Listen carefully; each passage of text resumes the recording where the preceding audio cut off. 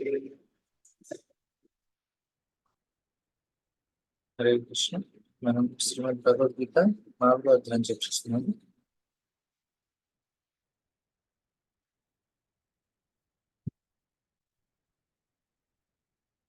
ఇక్కడ మనం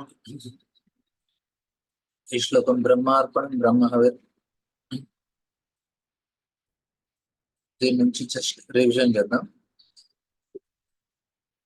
నిన్న చర్చించుకున్న శ్లోకాల మీద ఇక్కడ కృష్ణ ఎన్నో రకాలైన యజ్ఞాల గురించి చెప్తారు. తర్వాత చంపిన తర్వాత కృష్ణ దాని యొక్క బెనిఫిట్ చెప్తారు. బ్రహ్మార్పణం బ్రహ్మహవి బ్రహ్మాగ్నో బ్రహ్మణాహుతం బ్రహ్మైవ తేన గంతవ్యం బ్రహ్మ కర్మ సమాధిన అని చెప్తున్నారు. ఇక్కడ బ్రహ్మ కర్మ సమాధిన బ్రహ్మంగా చేరుకుంటారు. అయితే ఈ కార్యాలన్నీ ఏ విధంగా బ్రహ్మన్ అంటే ఆధ్యాత్మికంగా ఎలా ఉంటాయి? బ్రహ్మన్ అంటే ఆధ్యాత్మిక, ఇక్కడ అర్థం. ఆధ్యాత్మికం ఎప్పుడు మారుతాయి? అవి యజ్ఞ రూపంలో చేస్తాయి.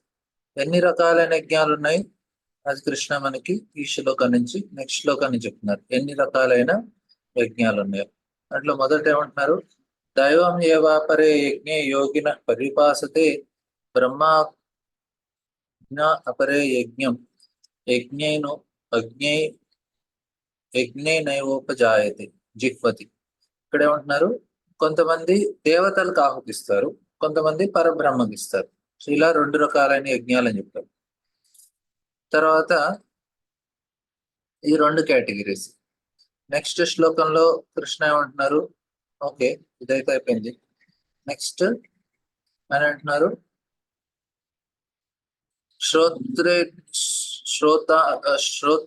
శ్రోత్రాదీనింద్రియానన్యే సంయమాగ్ని జిహ్వతి శబ్దాన్ని విషయానన్యే ఇంద్రియాగ్నిష జిహ్వతి. ఇక్కడ ఎవరైతే బ్రహ్మచారులు ఉన్నారో వారు శ్రవణం ద్వారా ఇంద్రియాల నియంత్రణ ద్వారా యజ్ఞం చేస్తున్నారు. అంటే శ్రవణం చేయటం కూడా యజ్ఞమే. ఇప్పుడు మనందరం భాగవతం వింటున్నామంటే ఇది కూడా ఒక రకమైన యజ్ఞం. అది యజ్ఞంగా ఎలా మారుతుంది అనేది మనకి ముందు తెలుస్తుంది. ఇంకా దాని గురించి నేను ఎక్స్ప్లెయిన్ చేస్తాను. ఇంద్రియాన్ని నియంత్రించడం యజ్ఞం. అదేవిధంగా ఎవరైతే గృహస్థులు ఉంటారో వారు వారి యొక్క ఇంద్రియ భోగాలు ఇంద్రియ వస్తువులతో సంబంధం ఉంటుంది. అయితే రెగ్యులేట్ గా చేస్తే అది యజ్ఞం, నియమాల ప్రకారంగా చేస్తే. తర్వాత ఏమంటున్నారు నెక్స్ట్ శ్లోకంలో? ఇవి సర్వానింద్రియాన్ కర్మాణి ప్రాణ కర్మాణి చాపరే ఆత్మ సంయమ యోగాగ్నౌ జిహ్వతి జ్ఞాన దీపితే. ఎవరైతే ఆత్మ సాక్షాత్కారం గురించి వారు మనసుని ఇంద్రియాన్ని నియంత్రిస్తారో వారి ఇంద్రియాల యొక్క కార్యాన్ని ఆత్మ ప్రాణవాయువులో వారు ఈ యొక్క అగ్నిలో ఆహుతి ఇచ్చినట్టు అనమాట. వారి మనసును నియంత్రించుకొని ఎలా చేయాలో వాళ్ళకి తెలుసు. కొంచెం ఒకటి సింపుల్ ఏంటంటే చాలా రకాల యజ్ఞాలు ఉన్నాయని తెలుసుకోవాలి మనం. ద్రవ్య యజ్ఞస్తపో యజ్ఞస్ యోగ యజ్ఞస్తపరే స్వాధ్యాయ జ్ఞాన యజ్ఞైశ్చ యత సంసితి వ్రత. ఇక్కడ ఏమంటున్నారు? ద్రవ్య యజ్ఞం అన్నిటికన్నా ఫస్ట్ ద్రవ్య యజ్ఞం అంటే ఇతరులకు ఏదైనా దానం చేస్తే అది యజ్ఞ రూపం, అది కూడా యజ్ఞం. తర్వాత తపోయజ్ఞం, యోగయజ్ఞ, తపోయజ్ఞ, దానయజ్ఞ, స్వాధ్యాయజ్ఞ, జ్ఞానయజ్ఞ ఇవన్నీ యజ్ఞ రూపంలోనే ఉంటాయి. అంటే అన్నిటికీ ఆ బెనిఫిట్ ఉంటుంది. తర్వాత నెక్స్ట్ శ్లోకంలో ఇవి మనం నిన్న డిస్కస్ చేసాం కాబట్టి నేను మళ్ళీ డీటెయిల్ గా వెళ్ళట్లేదు. అయితే ఒక ఐడియా ఇవ్వటానికి మనం ఏం చేస్తాం? అపరే జిహ్వతే ప్రాణం ప్రాణే ప్రాణం తథాపరే ప్రాణాపానగతి రుద్ధ్వా ప్రాణాయాం పరాయణ అపరే నియతాహార ప్రాణ ప్రాణేషు జిహ్వతి. ఇక్కడ కృష్ణ ప్రాణాయాం ద్వారా ఏ విధంగా యజ్ఞం చేయాలని చెప్తున్నారు. ఇది మనం నిన్న డిస్కస్ చేసింది. ఈ రోజు ఇంపార్టెంట్ శ్లోకం మనకి 2 శ్లోకాలు. సర్వే సర్వేపి ఏతద్ యజ్ఞవిదో యజ్ఞక్షిపత కల్మషః యజ్ఞ శిష్టామృత భుజో యాంతి బ్రహ్మ సనాతనం. ఇది చాలా ఇంపార్టెంట్ శ్లోకం, మనం నేర్చుకోవాల్సిన శ్లోకం ఇది. సర్వే ఏతద్ యజ్ఞవిదో యజ్ఞ క్షిపత కల్మష యజ్ఞ శిష్టామృత భుజో యాతి బ్రహ్మ సనాతనం. ఇక్కడ ఏమంటున్నారంటే, మనం సర్వేపి ఏతద్ యజ్ఞ విదో, ఎప్పుడైతే మనం యజ్ఞం ఎందుకు చేస్తున్నామో తెలుసుకుంటే యజ్ఞ క్షిపత కల్మష, మనం పాపం నుంచి ముక్తి పొందుతాము. అంటే జస్ట్ కార్యం చేయటమే కాదు, నేను ఎందుకు చేస్తున్నాను, దానివల్ల నాకు ఎటువంటి ఫలితం లభిస్తుంది, ఎవరి గురించి చేయాలి, ఈ యొక్క పూర్తి జ్ఞానంతో చేయాలి అని చెప్తున్నారు. సర్వే సర్వే అంటే కార్యం తెలుసుకొని చేయాలి. ఇప్పుడు నేను మీకు కొంచెం వైట్ బోర్డ్తో చూపిస్తాను.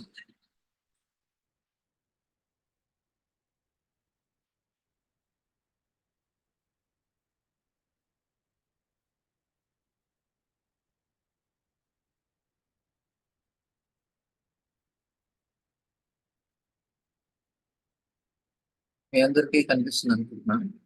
ఇక్కడ యజ్ఞం చేయమంటున్నారు.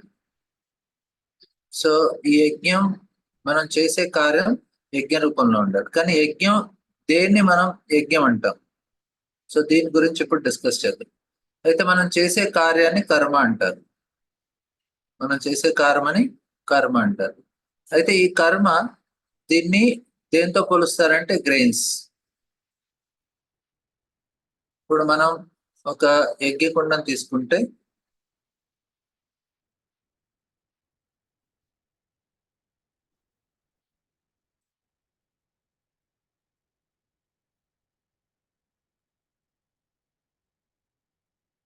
ఇది మీరు యజ్ఞకుండంగా భావించండి ప్రస్తుతానికి. ఇది మీరు యజ్ఞకుండంగా భావిస్తే దీంట్లో ఒక వ్యక్తి దాంట్లో ధాన్యం వేస్తున్నారు. ఇక్కడ ఒక బ్రాహ్మణ ఉన్నారు, ఆయన దాంట్లో ఘీ వేస్తున్నారు.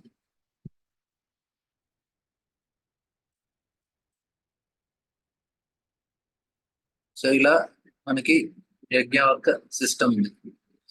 ఇక్కడ బ్రాహ్మణ, ఇక్కడ మనం ఏదైతే ధాన్యము, ఇది యజ్ఞకుండంలో వేస్తుంది. అయితే మనం చేసే కర్మని ధాన్యంతో పోలుస్తున్నాం. అంటే ఇది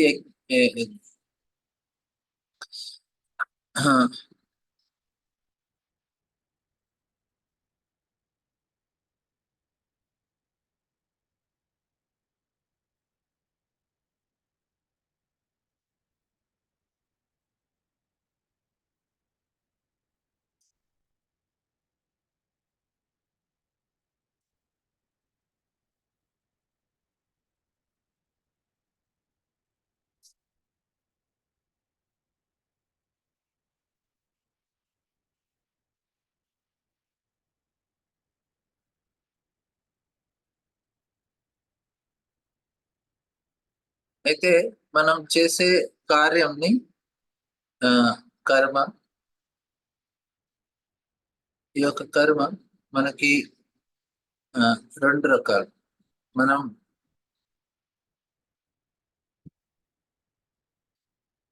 ఒక ధాన్యాన్ని తీసుకొని మనం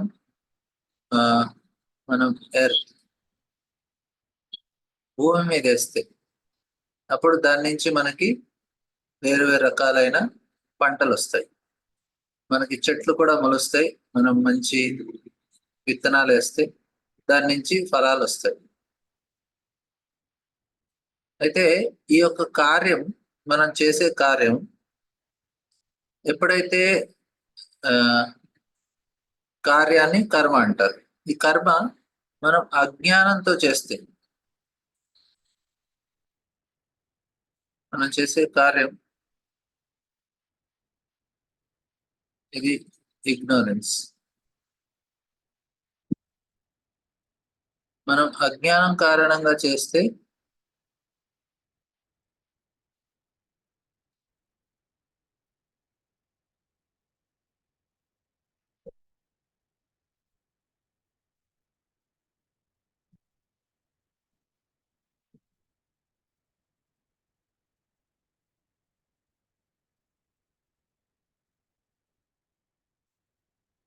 ఈ అజ్ఞానంతో చేస్తే ఏంటంటే జస్ట్ ఒక 2 నిమిషాలు మీకు అర్థమైపోతుంది. అజ్ఞానంతో చేస్తే దానికి ఫలితం అంటూ వస్తుంది అన్నమాట. మనకి చెట్టు వస్తుంది, దానికి ఫలాలు వస్తాయి. దీన్ని ఏమంటారంటే ఫ్రూట్స్. ఈ ఫ్రూట్స్ ఏంటి? యజ్ఞ ఫలం.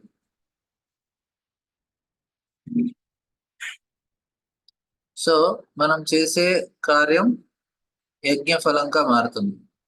అయితే దీనివల్ల ఏం జరుగుతుంది? మనకి కర్మ బంధంలో ఇరుక్కుంటాం. సరే, దీనికి కర్మఫలం అంటారు. సారీ,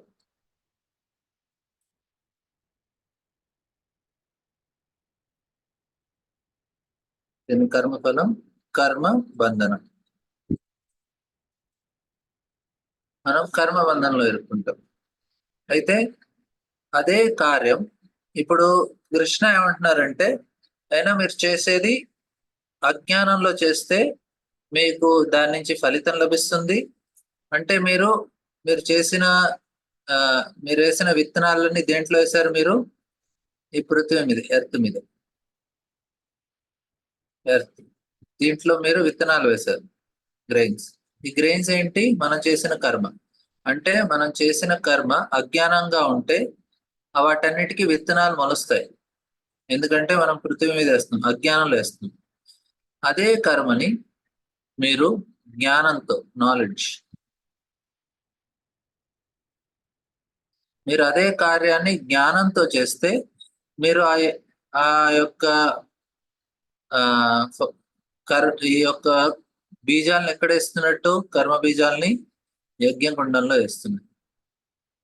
అంటే అది యజ్ఞ రూపంలో మారుతుంది. ఇప్పుడు ఇక్కడే గ్రెయిన్స్ వేశారు మీరు. ఇవేవైనాయి? ఇది పృథ్వీ మీద వేస్తే మీకు మొలిచాయి, దీని నుంచి మీకు ఫలాలు లభిస్తున్నాయి.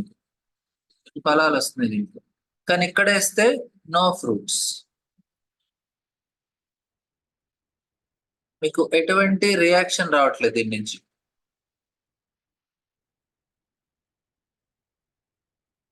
దీంట్లో ఎటువంటి రియాక్షన్ రాదు.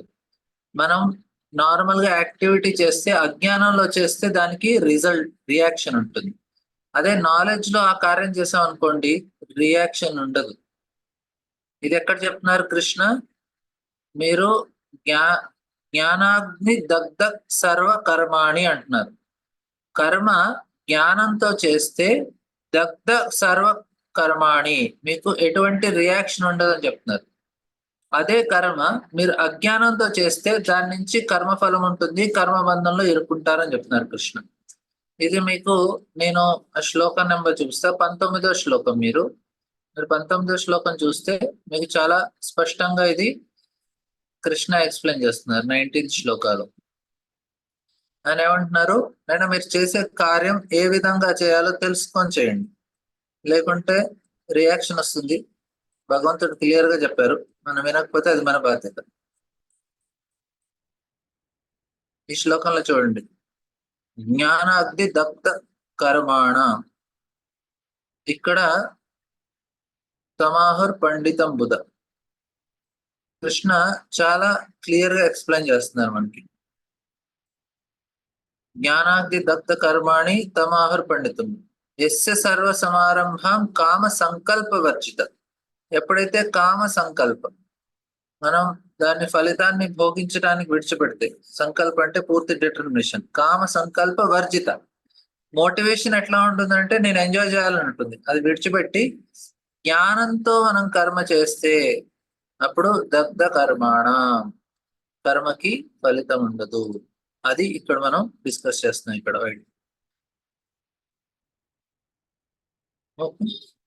ఇక్కడ మీకు ఈ పాయింట్ క్లియర్ గా అర్థమై ఉంటుంది. ఒక్క నిమిషం.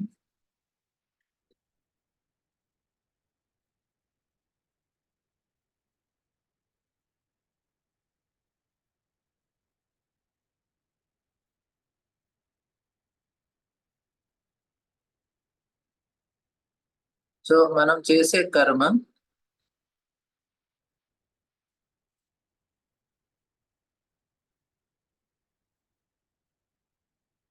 ఎస్ జ్యోతి మాతాజీ.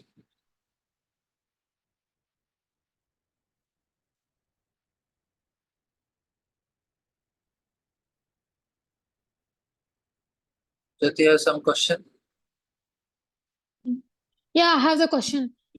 ఇప్పుడే గురూజీ మీరు ఇప్పుడే చెప్పారు కదా, ఇప్పుడు యజ్ఞాలు యాగాలు హోమాలు చేయాలంటే లక్షలతో కూడుకున్న ఖర్చు. అది ఇప్పుడు కలియుగంలో ఎట్లా సూట్ అవుతుంది గురూజీ? అండ్ నెంబర్ 2 క్వశ్చన్ వచ్చేసి, అజ్ఞానంతో ఉన్న గ్రహించి వస్తే అజ్ఞానం సంబంధించిన ఫలాలే వస్తాయి, జ్ఞానంతో చేసినటువంటి గ్రహించి వస్తే జ్ఞానం ఎటువంటి బాగుంటుందని చెప్పారు కదా. అయితే మేము అజ్ఞానంలో జ్ఞానంలో మాకు ఎట్లా తెలుస్తుంది గురూజీ? ఓకే, నేను చెప్తానండి ఆన్సర్.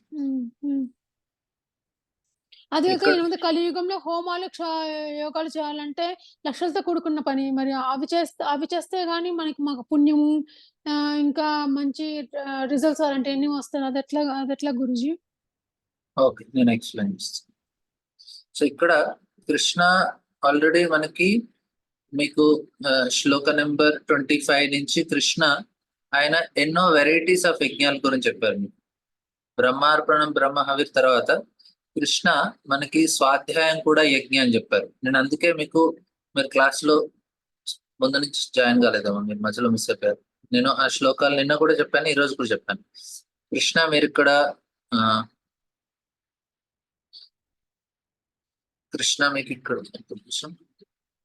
ఇక్కడ శ్లోకాల్లో మీకు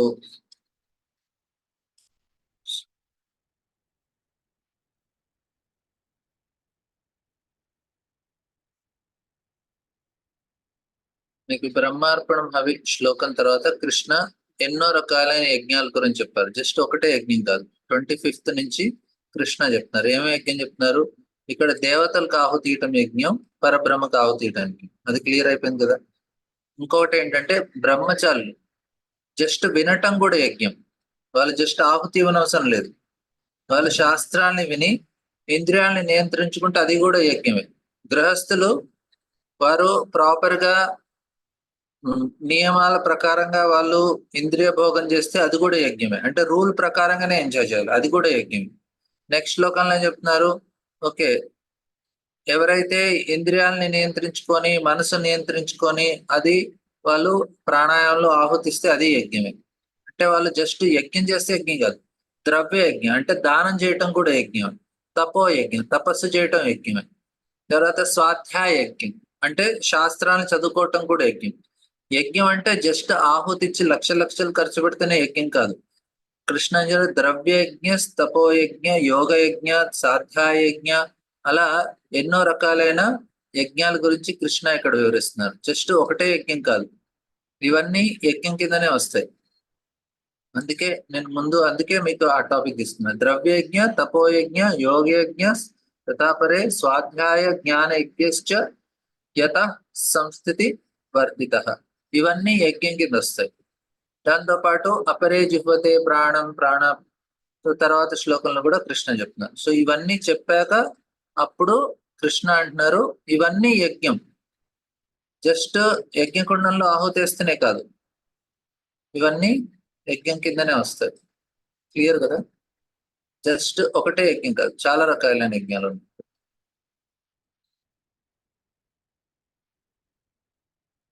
అయితే ఇంపార్టెంట్ పాయింట్ ఇక్కడ మీకు అర్థం చేసుకుంటాను. ఎస్ మాతాజీ. గురూజీ నేను ఇంకో ప్రశ్న కూడా వేశాను కదా గురూజీ, మేము అజ్ఞానంలో ఉన్నామో జ్ఞానంలో ఉన్నామో మాకు ఎలా తెలుస్తుంది గురూజీ? ఇప్పుడు అది కూడా చెప్తాను. ఓకే, ఇప్పుడు ఏంటంటే మనం అజ్ఞానంలో జ్ఞానం చాలా సింపుల్ తెలుసుకోవచ్చు. మనం చేసే కర్మ అంటే యాక్టివిటీ. సో మీరు చేసే కర్మ, మనం అజ్ఞానంలో ఉంటామా, మనం చేసేది ఆ కర్మ దేంతో పోలుస్తారు? గ్రెయిన్స్ తో పోలుస్తారు. ఈ గ్రెయిన్స్ మనం అజ్ఞానంలో ఉంటే, అజ్ఞానం ఎక్కడుంటుంది? మన హార్ట్ లో ఉంటుంది, మన హృదయంలో అజ్ఞానం ఉంటుంది. ఈ అజ్ఞానం అంటే దేంతో పోలుస్తారు? దీన్ని ఎర్త్ తో పోలుస్తారు, మట్టి. మట్టి అజ్ఞానంతో పోలుస్తారు. దీని మీద మనం ధాన్యాలు వేస్తే ఏమవుతుంది, మనకి చెట్లు మొలకెత్తుతాయి, ధాన్యం వస్తుంది, గ్రెయిన్స్. దీంట్లో ఫలాలు కూడా ఉంటాయి, ఫ్రూట్స్.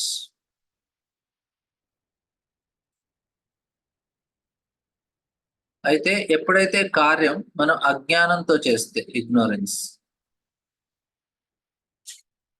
మనం చేసే కార్యం అజ్ఞానంతో చేస్తే దానివల్ల ఏమవుతుంది, దానివల్ల కర్మ ఫలం లభిస్తుంది, ఫ్రూట్స్ వస్తాయి. దీన్ని ఏమంటారు, కర్మ ఫలం.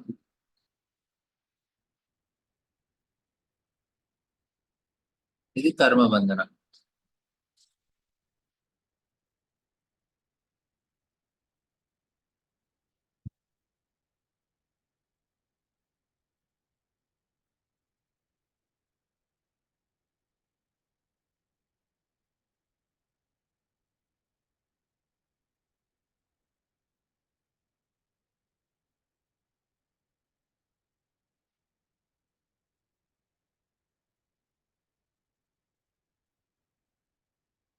సో మనం దానివల్ల కర్మఫలం, దాన్ని కర్మ బంధన కూడా అంటారు. సో మనందరం కర్మ బంధంలో ఇరుక్కుంటాం దీనివల్ల.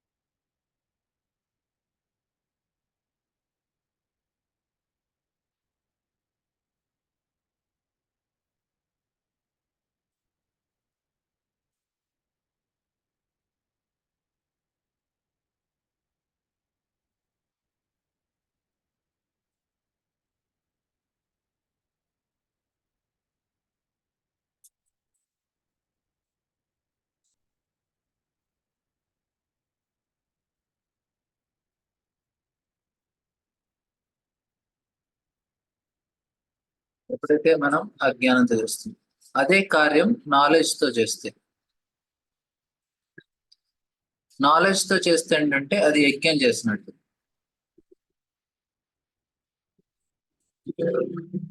ఈ నాలెడ్జ్ ని దేంతో పోలుస్తారు, ఫైర్ తో పోలుస్తారు, అగ్నికుండంతో. అంటే మనం గ్రెయిన్స్ దేంట్లో వేస్తున్నాం, మనం యజ్ఞకుండంలో వేస్తున్నాం, దీన్ని ఫైర్. అగ్ని యొక్క గుణాలు ఏంటి, 3 గుణాలు. ఫస్ట్ ఏంటంటే అగ్ని, అది ఇట్ బర్న్స్, అది మండుతుంది. రెండోది ప్యూరిఫైస్, అది శుద్ధపరుస్తుంది. మూడోది ఏంటంటే ఎప్పుడు ఇట్ గోస్ అప్,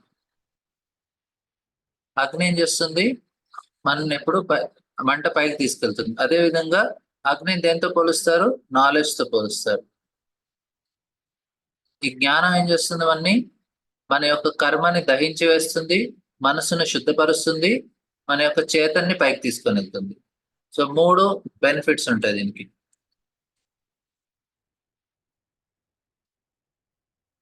ఏమేమి బెనిఫిట్స్ ఉంటాయి, ఫస్ట్ మన యొక్క ఈ యొక్క అగ్ని ఏం చేస్తుంది, మనం చేసే కార్యం ఏది, వర్క్.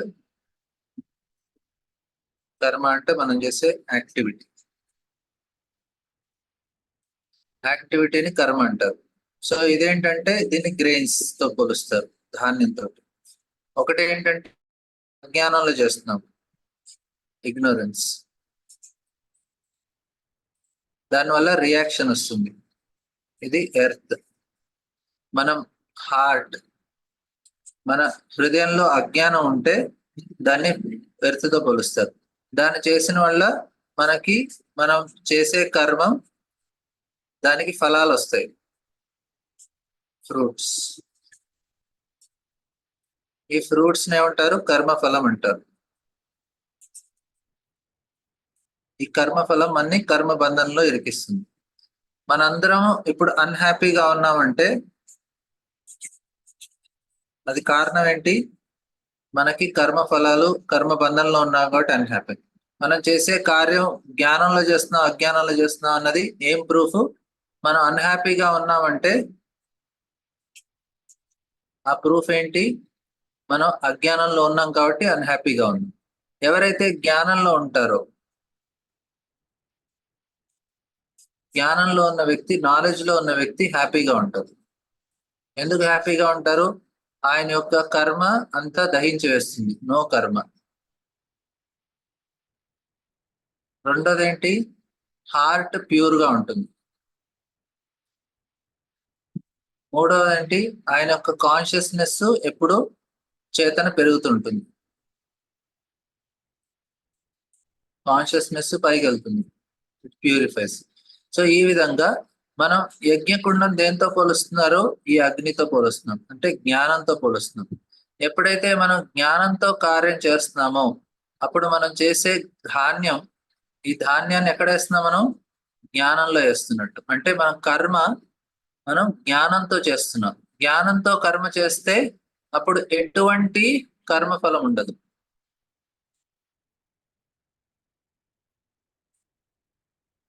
No reaction. యాక్షన్ జరుగుతుంది, యాక్షన్ అంటే కర్మ. ఇక్కడ యాక్షన్ ఉంది కానీ నో రియాక్షన్. ఇక్కడ యాక్షన్ ఉంది, అజ్ఞానంతో చేస్తున్నాం కాబట్టి ఫుల్ రియాక్షన్. అంటే మనం చేసే కార్యం యజ్ఞ రూపంలో చేయాలి అని చెప్తున్నారు. యజ్ఞ రూపంలో చేయటం అంటే పూర్తి జ్ఞానంతో, పూర్తి అవగాహనతో మనం కార్యం చేయాలి. ఎప్పుడైతే మనం కార్యం పూర్తి అవగాహనతో చేస్తే అది యజ్ఞ రూపంగా ఉంటుంది. యజ్ఞ రూపంలో ఉండటం వల్ల దానికి ఎటువంటి రియాక్షన్ ఉండదు, కర్మఫలం ఉండదు. ధాన్యం రెండు చోట్ల వేస్తున్నాం.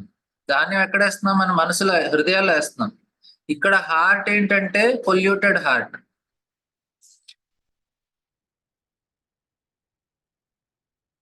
ఇది పొల్యూటెడ్ హార్ట్. ఎందుకు? ఇది అజ్ఞానంతో కూడింది కాబట్టి. ఈ అజ్ఞానాన్ని దేనితో పోలుస్తున్నారు? ఎర్త్ తో పోలుస్తున్నారు. దీంట్లో మనం ధాన్యం వేస్తున్నాం, అందుకే మొలకెత్తుతుంది, అజ్ఞానం ఉంది కాబట్టి. అదే అదే ధాన్యాన్ని మనం యజ్ఞగుండంలో వేస్తే ఎటువంటి రియాక్షన్ ఉండదు, ఎందుకంటే జ్ఞానంతో చేయమని చెప్తున్నారు. అందుకే అందుకే 19వ శ్లోకంలో కృష్ణ ఏం చెప్తున్నారు? జ్ఞాన అగ్ని దగ్ధ సర్వ కర్మాణి అని చెప్తున్నారు. జ్ఞానంతో చేస్తే నీకు రియాక్షన్ ఉండదు నాయన అని. మనం అన్హ్యాపీగా ఉన్నాము అంటే అజ్ఞానం ఉంది అని అర్థం, హ్యాపీగా ఉన్నామంటే జ్ఞానంలో ఉన్నామని అర్థం. ఎవరైతే కర్మ లేదో అటువంటి వ్యక్తి పూర్తి జ్ఞానంతో కార్యం చేస్తున్నట్టు. ఈ యజ్ఞకుండాన్ని దీంతో పోలుస్తారు. మనం కార్యాన్ని పూర్తి జ్ఞానంతో కలిగి చేయాలి. అర్జున యుద్ధం చేస్తున్నారు, దుర్యోధన యుద్ధం చేస్తున్నారు. ఈ దుర్యోధన, ఇక్కడ అర్జున. సో ఇద్దరు చేసే కార్యం యుద్ధం చేస్తున్నారు, కర్మ ఒకటే, కానీ ఒకదానికి అజ్ఞానంతో చేస్తున్నారు, దానికి రియాక్షన్ ఉంటుంది, ఫుల్ రియాక్షన్. ఒకళ్ళు పూర్తి జ్ఞానంతో చేస్తున్నారు, అర్జున, దానివల్ల నో రియాక్షన్. కార్యం జరుగుతుంది కానీ కర్మ ఫలం ఉంది ఒకటోట, ఒకట కర్మ లేదు. ఎందుకు? ఇక్కడ కార్యం అయినా కానీ దానికి కార్యానికి రియాక్షన్ లేదు. అర్థమైంది కదా? ఈ విధంగా కార్యం అనేది చేయాలి. మనం పూర్తి జ్ఞానంతో కార్యం చేయాలి. జ్ఞానం దేంతో పోల్చబడింది? అగ్నితో పోల్చబడింది. అగ్ని యొక్క గుణాలేంటి?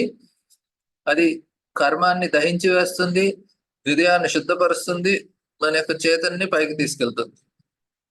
ఇక్కడ అదే అజ్ఞానం, మన హృదయంలో అజ్ఞానం ఉండటం కారణంగా మనం చేసే కార్యాలన్నీ అజ్ఞానంతో చేస్తున్నారు. అంటే ఇంకా ఇంకా ఇంకా ఇంకా మనం కర్మ బంధంలో ఇరుక్కుపోతున్నాం.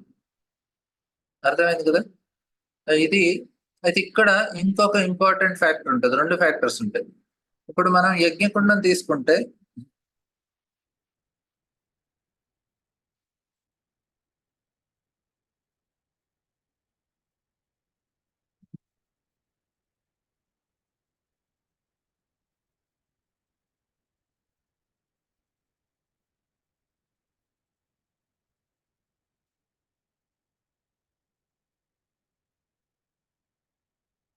ఈ యజ్ఞకుండం తీసుకుంటే మనం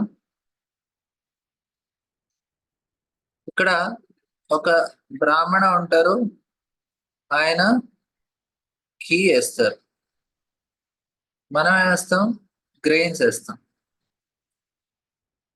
మనం ఏమేస్తున్నాం, మన కార్యాన్ని వేస్తున్నారు. బ్రాహ్మణ ఏమేస్తున్నారు, ఆయన ఘీ వేస్తున్నారు. అంటే మన తరఫున ఘీ వేస్తారు. ఈ ఘీ, నెయ్యి దేనితో పోల్చబడుతుంది? నెయ్యి ఏంటంటే అన్నిటికన్నా ఎసెన్స్, ఇది సారం. దేని యొక్క సారం? మన యొక్క కాన్షియస్నెస్. మన కాన్షియస్నెస్ యొక్క సారం. అంటే మనకి నెయ్యి కావాలంటే ఏం చేయాలి మనం? మనకి నెయ్యి కావాలి అంటే ఫస్ట్ పాలు, పాల నుంచి పెరుగు, పెరుగు నుంచి వెన్న, వెన్న నుంచి నెయ్యి. అంటే ఇది మొత్తం పాల యొక్క సారం ఘీ కదా. అదే విధంగా మన యొక్క చేతన యొక్క సారం, కాన్షియస్నెస్ యొక్క సారం ఏంటి? మన యొక్క భక్తి. భక్తి అంటే అది కూడా ప్రేమ. అయితే ఈ భక్తి భావం ఏదైతే ఉందో దాన్ని ఘీతో పోల్చబడింది. అయితే ఘీ ఎవరు వేస్తున్నారు మనకి ఇక్కడ? బ్రాహ్మణ వేస్తున్నారు. బ్రాహ్మణార్ గురు. ఈయన మన తరఫు నుంచి ఈ ఆహుతిలో ఏమేస్తున్నారు? ఆయన ఘీ వేస్తున్నారు. ఈ ఆహుతిలో ఆయన ఘీ వేస్తున్నారు యజ్ఞకుండంలో. ఓకే, అంటే ఏం చేస్తున్నారంటే మనం చేసే కార్యంలో అన్నిటికన్నా ప్యూరెస్ట్ పార్ట్, నేను ఇప్పుడు ఇంత కార్యం చేశాను, దీంట్లో ప్యూర్ పార్ట్ ఏంటి? నేను భగవంతుడికి ఎన్నో ఒక 10 వెరైటీలు భోగం చేశాను, దాని తర్వాత భగవంతుడికి ఆరగింపు చేస్తున్నాను. చేసేటప్పుడు చేసే దాంట్లో చేయక ముందు, చేసిన తర్వాత, చేశాక, భగవంతుడికి భోగం పెట్టాక ఎన్నో రకాలైన యాక్టివిటీస్ చేస్తాం మనం. అవన్నీ చేసి భగవంతుడికి భోగం పెట్టాం. కానీ ఇప్పుడు అది భగవంతుడికి భగవంతుడు స్వీకరించాలంటే దాంట్లో ఏముండాలి? భక్తి ఉండాలి. మనం భక్తితో ఉండాలి, భక్తితో భగవంతుడికి పెట్టాలి, భక్తితో మంత్రాలు చదవాలి. అప్పుడు కానీ భగవంతుడికి అర్థమవుతుంది. అప్పుడు మనం భక్తితో చేస్తే ఆ భక్తిని మన తరఫు నుంచి గురువు కృష్ణకి అర్పిస్తారు. అర్థమైంది కదా? ఓకే, ఎవరికైనా అర్థం కాకపోతే నేను అన్మ్యూట్ చేస్తాను, మరి అడగండి. Yes Mataji. Yes Jyothi.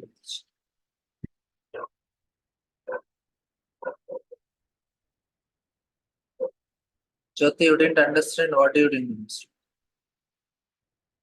You unmute yourself. Yes Guruji. Yes yes. What you didn't understand? నాకు అర్థం కాదు ఏంటంటే, ఇప్పుడు అజ్ఞానంలో ఉన్న వాళ్ళు చేసిన అన్‌హ్యాపీగా ఉంటారు. జ్ఞానంతో ఉన్న వాళ్ళు చేయడం వల్ల అది హ్యాపీగా ఉంటారని చెప్పారు కదా. Yes. మేము ఏ స్టేజ్‌లో ఉన్నామో తెలుసుకోవాలంటే మాకెట్లా తెలుస్తుంది అది? నువ్వు హ్యాపీగా ఉన్నావు, అన్హ్యాపీగా ఉన్నావు? హ్యాపీగానే ఉన్నాయి క్లాస్‌లో. ముందు రోజంతా ఎప్పుడు అన్హ్యాపీ లేవా? ఎప్పుడైతే నువ్వు ఇగ్నోరెన్స్ తో యాక్టివిటీ చేస్తున్నా అంటే నువ్వు అన్హ్యాపీగా ఉంటావు. అవును. నువ్వు నాలెడ్జ్ తో యాక్టివిటీ చేస్తే, నాలెడ్జ్ తో యాక్టివిటీ చేయటం అంటే నువ్వు యాక్టివిటీని కృష్ణకి ఆఫర్ చేస్తే అప్పుడే నువ్వు హ్యాపీగా ఉంటావు. మనకి జ్ఞానం అంటే హోమం మీద, యజ్ఞం మీద జ్ఞానం అంటే హోమం అంటే ఏంటి? యజ్ఞం అంటే ఏంటి? ఇదేనా సార్ జ్ఞానం అంటే? మళ్ళీ ఇంకేదైనా మీనింగ్ ఉందా జ్ఞానం అంటే? అర్థం లేదండి. ఓకే, నీ క్వశ్చన్ నాకు ఇప్పుడు అర్థమైంది. ఇక్కడ నాలెడ్జ్ అంటే, ఓకే నేను ఎక్స్ప్లెయిన్ చేస్తాను. Okay Guruji.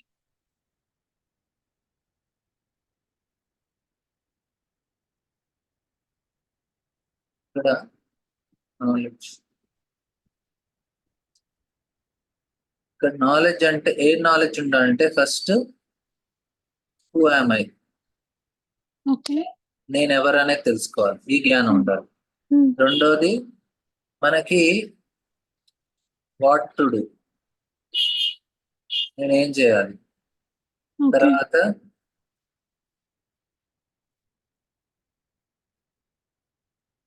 Why I am unhappy. So వీటి క్వశ్చన్స్ కి ఆన్సర్ రావాలి. ఈ క్వశ్చన్స్ కి ఆన్సర్ కృష్ణ 2వ చాప్టర్ లో చెప్పారు. ఏమని చెప్పారు? హూ యామ్ ఐ అంటే నేను శరీరం కాదు, మనసు కాదు, ఆత్మ అని చెప్పారు. అవును. దాని తర్వాత వై యామ్ అన్హ్యాపీ, ఎందుకంటే నేను దేహాత్మ బుద్ధిలో, నేను ఈ శరీరము మనసు అని నేను భావిస్తున్నాను కాబట్టి నేను దుఃఖంలో ఉన్నాను. సో ఈ రెండు మెయిన్ కారణాలు. అయితే ఇక్కడ కృష్ణ ఏమంటున్నారంటే, ఎప్పుడైతే నువ్వు ప్రాపర్ గా తెలుసుకొని, ఏమని తెలుసుకొని, నేను కార్యాన్ని యజ్ఞ రూపంలో చేయాలి, యాక్టివిటీని, మీకు 3వ అధ్యాయంలో కృష్ణ ఏం చెప్తున్నారంటే యాక్టివిటీని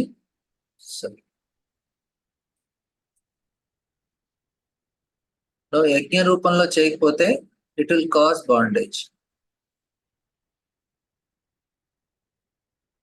యజ్ఞార్థ కర్మణో అన్యత్ర లోకోయం కర్మబంధన. ఈ శ్లోకం మీకు గుర్తుంచుకోమని చెప్పాను నేను.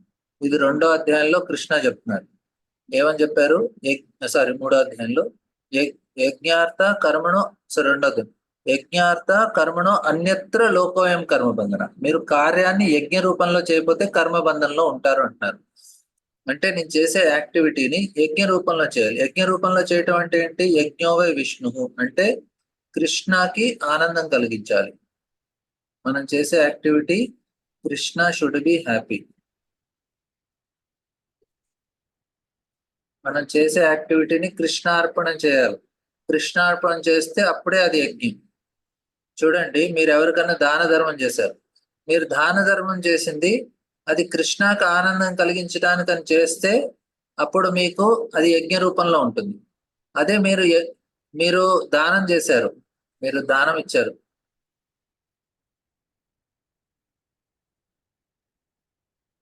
చారిటీ, మీరు దానం ఇచ్చారు, కానీ దానం మీరు కృష్ణుడి గురించి ఇస్తే అది యజ్ఞం.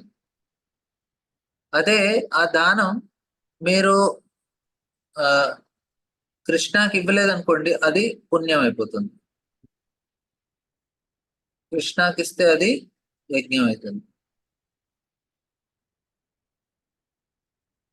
దానం కృష్ణుడి యొక్క ఆనందం గురించి. ఇప్పుడు మా ఇంటికి ఎవరైనా అడుక్కున్న వాడు వచ్చారు, నేను అని కొంచెం దానం చేశాను.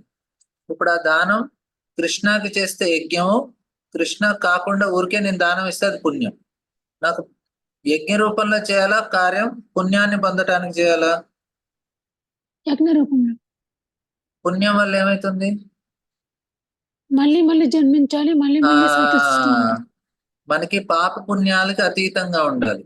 మనకి పుణ్యం వద్దు, పాపం వద్దు. పుణ్యము పాపము ఈ రెండు మనకి బంధనానికి కారణం. అంటే మనం చేసే కార్యం యజ్ఞ రూపంలో చేయాలి. మనకి పుణ్య పాపాలు వద్దు, మనకి కర్మ బంధం నుంచి ఇది కర్మ బంధంలో ఉంటుంది మనకి. రిజల్ట్స్ ఆశించకుండా చేస్తే అది యజ్ఞం. అజ్ఞానంతో రిజల్ట్స్ ఆశిస్తూ యజ్ఞం చేస్తే దానికి మన కర్మబంధనం ఉంటుంది. అంతే కదా గురుజీ? కాదు, నేను ఆ పాయింట్ చెప్పలే అక్కడ. నేనేమంటున్నానంటే మీరు చేసింది కృష్ణకి ఆఫర్ చేస్తే అది యజ్ఞం. మీరు కృష్ణకి ఆఫర్ చేయకుండా చేస్తే అది పాప ఫలం, పాపము పుణ్యం. మనం ఆఫరింగ్ కృష్ణకి ఇస్తున్నాం అక్కడ. నేను ఆశించి చేయటం అది వేరే పాయింట్, కానీ ఇక్కడ పాయింట్ నేను వేరే చెప్తున్నాను మీకు. మీరు యజ్ఞ రూపంలో చేయటం అంటే మీరు భగవంతుడికి అర్పిస్తున్నారు. ఈ పాయింట్ లో అదే చెప్తున్నారు. సో అందుకే యాక్టివిటీని యజ్ఞ రూపంలో చేయమంటున్నారు, లేకుంటే అది కాజెస్ బాండేజ్. యజ్ఞార్థ కర్మను అన్యత్ర లోకోయం కర్మబంధన. యజ్ఞ రూపంలో చేయకపోతే కర్మబంధన. యజ్ఞ రూపంలో చేయటం అంటే భగవంతుడికి అర్పిస్తున్నారు మీరు చేసే కార్యం. అర్థమైంది కదా? అయితే ఇప్పుడు ఎన్ని రకాలైన యజ్ఞాలు ఉన్నాయన్నారు కృష్ణ? ఇక్కడ చాలా పెద్ద లిస్ట్ ఇచ్చారు. 25 నుంచి 29 దాకా కృష్ణ చాలా లిస్ట్ ఇస్తారు యజ్ఞాలు. అలా లిస్ట్ అన్ని ఇచ్చాక కృష్ణ ఏమంటున్నారంటే, అయినా నువ్వు సరైన జ్ఞానంతో నీ కార్యం చెయ్యి అని చెప్తున్నారు.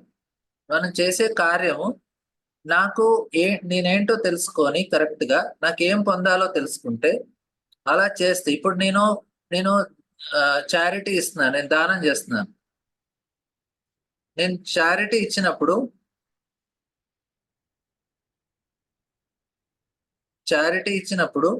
నేను ఇది యజ్ఞ రూపంలో చేయాలి అంటే ఏం చేయాలి? నాకు సరైన నాలెడ్జ్ ఉండాలి. ఏమని నాలెడ్జ్ ఉండాలి? ఓకే నేను చేసేది కృష్ణకు అర్పిస్తున్నానని నాలెడ్జ్ ఉండాలి. అప్పుడు అది యజ్ఞం కింద మారుతుంది. నేను అదే చారిటీ ఆ నాలెడ్జ్ లేకపోతే అది యజ్ఞం కింద ఉండదు, అదేమవుతుంది పుణ్యం కింద ఉంటుంది. Very simple. నేను చేశాక ఏమని చెప్తారు? కాయేన వాచ మనసేంద్రియైర్వ బుద్ధ్యాత్మనావ ప్రకృతే స్వభావ కరోమి యచ్చ సకలం పరస్మై నారాయణాయతి సమర్పయామి. నేను నారాయణకి సమర్పిస్తున్నాను అనుకుంటే అది యజ్ఞం, లేకుంటే అది పుణ్యం. పుణ్యం ఏం చేస్తుంది? అది అజ్ఞానంలో ఉన్నట్టు, ఇది ఇగ్నోరెన్స్. ఇది మనం ధాన్యాన్ని అజ్ఞానంలో వేసినట్టు, ఇది ధాన్యాన్ని జ్ఞానంలో వేసినట్టు, మంటలో వేసినట్టు. Simple idea. నేను చేసిన కార్యాన్ని భగవంతుడికి అర్పిస్తే అది యజ్ఞం, అర్పించకుండా దాన్ని నేను భోగించాలనుకుంటే అది అజ్ఞానం. నేను ప్రాపర్టీ అంతా కృష్ణది, కృష్ణకి అర్పించడంలో ప్రాబ్లం ఏంటి? అందుకే మీకు ముందు శ్లోకాలు 20, 21, 22, 23లో చాలా క్లియర్ గా చెప్పారు కృష్ణ ఎట్లా యజ్ఞం చేయాలన్నది. మీకు ఆ శ్లోకాలు మళ్ళీ ఒకసారి చూపిస్తాను, మీకు క్లియర్ గా అర్థమైపోతుంది. ఆ శ్లోకాల్లో నిన్న డిస్కస్ చేశాం కదా, చాలా మందికి అర్థం కాలేదన్నారు. దాంట్లో కొన్ని పాయింట్స్ చాలా క్లియర్ గా కృష్ణ ఆల్రెడీ చెప్పేశారు, కానీ ఈ విధంగా చేయండి ఏం ప్రాబ్లం ఉండదు అని. జస్ట్ మీకు ఆ శ్లోకాలు ఒకసారి గుర్తు చూపిస్తాను, మీకు ఒక క్లియర్ ఐడియా వస్తుంది మళ్ళీ.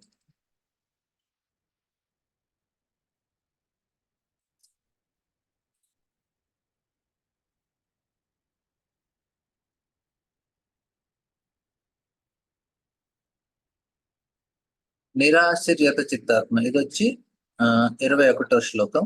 నేను మీకు షేర్ చేస్తాను. 21వ శ్లోకం చూడండి, మీకు క్లియర్ గా అర్థమవుతుంది.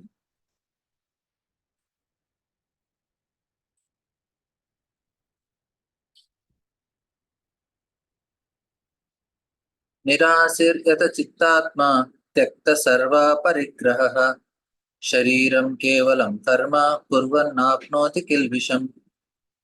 ఎవరైతే ఆశను విడిపెట్టి, తర్వాత యత చిత్తాత్మ మనసుని బుద్ధిని నియంత్రించుకుంటూ, త్యక్వ సర్వ పరిగ్రహ, పరిగ్రహ అంటే ప్రొప్రైటర్షిప్ మెంటాలిటీ, నేను కంట్రోల్ చేస్తున్నాను అంతా నాది, నేను దీనికి స్వామిని, ఇట్లాంటి మెంటాలిటీని విడిచిపెట్టి శరీరం కేవలం కర్మ, ఎంతవరకు అయితే శరీరానికి అవసరమో అంతే కార్యం చేసుకుంటూ ఎవరైతే జీవిస్తారో వారికి ఏం కలుగుతుంది?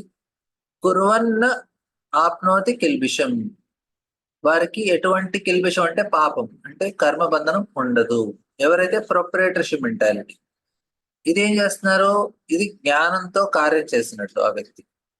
అదే ఆ ప్రొప్రైటర్షిప్ మెంటాలిటీ ఉండి నేను కంట్రోల్ చేస్తున్నాను, నేనే బాస్ అనుకుంటే వారికి చాలా ఇబ్బంది కలుగుతుంది. నెక్స్ట్ శ్లోకంలో కూడా కృష్ణ అదే చెప్తున్నారు. ఏమంటున్నారు? యదృచ్ఛాలాభ సంతుష్టో దంతాతీతో విమత్సరః సమసిద్ధౌ అసిద్ధౌ చ కుర్వన్నాప్నోతి కృత్వానపి న నిబధ్యతే. యదృచ్ఛా లాభ సంతుష్టో ద్వంద్వాతీతో విమత్సరః, ద్వంద్వాన్ని విడిచిపెట్టి విమత్సర ఈర్ష్యని విడిచిపెట్టి సమ సిద్ధో అసిద్ధో చ, సక్సెస్ లో ఫెయిల్యూర్ గా సమంగా ఉంటే కుర్వన్న, అటువంటి వ్యక్తికి ఎటువంటి రియాక్షన్ ఉండదు. క్లియర్ గా కృష్ణ చెప్తున్నారు. రియాక్షన్ ఎప్పుడు ఉండదు? ఎప్పుడైతే మనం ఈ విధంగా యాక్ట్ చేస్తామో మనకి రియాక్షన్ ఉండదు. ఇక్కడ జ్ఞానంతో యాక్ట్ చేయటం అంటే మనం చేసిన కార్యాన్ని ప్రొపరేటర్ నేను కాదు. మీకు ఈ శ్లోకం గుర్తే ఉంటుంది ఏంటి? ప్రకృతే క్రియమాణాన్ని గుణై కర్మాణి సర్వశ అహంకార విమూఢాత్మ కర్తాహమితి మన్యతే. అహంకారం ద్వారా మనం చేస్తాం అనుకుంటాం, ఇది అజ్ఞానం ద్వారా. ఎవరైతే జ్ఞానంలో ఉంటారో వారికి తెలుస్తుంది కాబట్టి ఆ కార్యం జ్ఞానంతో చేసినట్టు. అటువంటి వ్యక్తి ఆయన యొక్క కర్మ, ఆయనకి ఎటువంటి కర్మ ఉండదు అప్పుడు. ఎందుకు?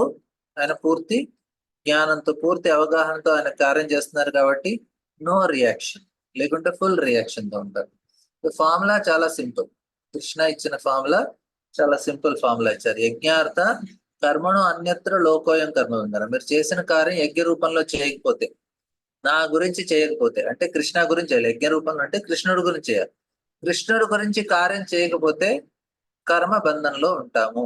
చేసిన కార్యాన్ని యొక్క ఫలితాన్ని కృష్ణకు అర్పించాలి, లేకుంటే కర్మ బంధంలో ఉంటాము. అందుకే ఇక్కడ దాంతో పోల్చారు. శ్యామల మంత్రి. హరే కృష్ణ. ఆ, అంటే ఇన్ఫార్మల్ గా ఇగ్నోరెన్స్ తో కార్యం చేయడం అంటే ఫలితం ఆశించి చేయడం అని కూడా అనుకోవచ్చు అని అనుకున్నాను. అలాగే యజ్ఞ రూపంలో చేయడం అంటే ఫలితం ఆశించకుండా నిష్కామ కర్మలాగా కూడా అనుకోవచ్చేమో, డిస్టెన్స్ గా, పూర్తిగా కాకపోవచ్చు, కొద్దిగా అర్థం నిష్కామ చేసుకోవచ్చు. కర్మనే, నిష్కామ కర్మనే. ఓకే. అది నెక్స్ట్ ఏంటంటే, ఇప్పుడు మనం 100% అనొచ్చు, 99.99% పీపుల్ ఇగ్నరెన్స్ లోనే కార్యం చేస్తున్నాం అనిపిస్తుంది. అందుకే వాళ్ళు దుఃఖంలో ఉన్నారు కదా. ఓకే. నెక్స్ట్ ఏంటంటే, మీరు అన్నది ఏంటి, ఎవరికైనా దానం ఇచ్చినప్పుడు కృష్ణకి మనం చేస్తున్నాం అంటూ అన్నారు. ఫర్ ఎగ్జాంపుల్ ఇస్కాన్ కానీ, హెల్పేజ్ ఇండియా కానీ, ఇలాంటి ఆర్గనైజేషన్స్ డెఫినెట్ గా మంచి ఉద్దేశంతోనే చేస్తున్నారు అనుకుంటే, వాళ్ళకి మనం డొనేషన్ ఇచ్చి ఏదైనా చేయమన్నాం అనుకోండి, ఎవరికి తెలియక్కర్లేకుండా చేయమని, ఈవెన్ వాళ్ళు ఏదో సర్టిఫికెట్ ఇస్తారు, దాన్ని మనం యూజ్ చేయక్కర్లేకుండా ఓన్లీ వాళ్ళు ఉపయోగిస్తారు అన్న ఉద్దేశంతో చేస్తే అది యజ్ఞ రూపంలో అవుతుందా? అది కూడా మనం పుణ్యం ఆశించి చేస్తున్నామన్నా అర్థం. చూడండి, కార్యంలో కాదు మెయిన్, మీ ఇంటెన్షన్ వల్ల రియాక్షన్స్ ఉంటాయి. మీరు మళ్ళీ మర్చిపోతున్నారు. ఓకే. ఇక్కడ అర్జున యుద్ధం చేస్తున్నారు, దుర్యోధన యుద్ధం చేస్తున్నారు, యాక్టివిటీ సేమే ఉంటుంది. మీరు ఏ చేతనతో చేశారన్న దాన్ని బట్టి మీ యొక్క రియాక్షన్ ఉంటుంది. మీరు అది కృష్ణుడి యొక్క ఆనందం గురించి ఇచ్చాను దానం అంటే మీకు రియాక్షన్ ఉంటుంది.